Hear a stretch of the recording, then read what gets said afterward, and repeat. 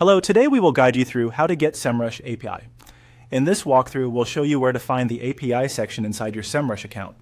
This is a simple process, and by following along carefully, you'll be able to navigate to the correct area without confusion.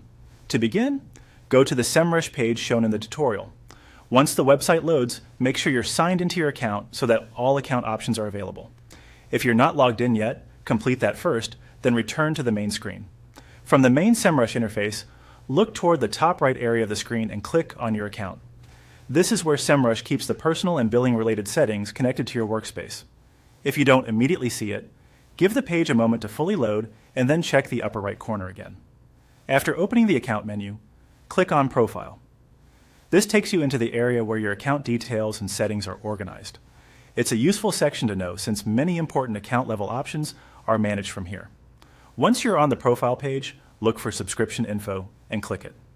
This section contains information about your current plan and any features or limits associated with it.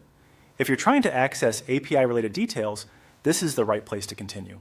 Next, within the subscription area, click on API Units.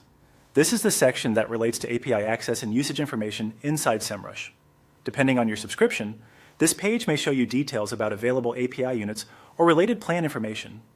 If the option appears but doesn't show the details you expect, it may be tied to your account permissions or current subscription level. As a helpful tip, if you plan to use the API for integrations or reporting, it's a good idea to review this section carefully so you understand what's available in your account.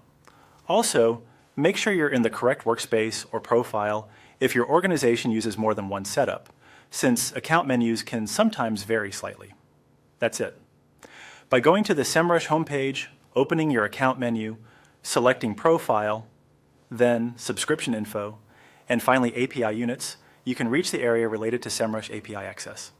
Thanks for following along, and we hope this made the process clear and easy to complete.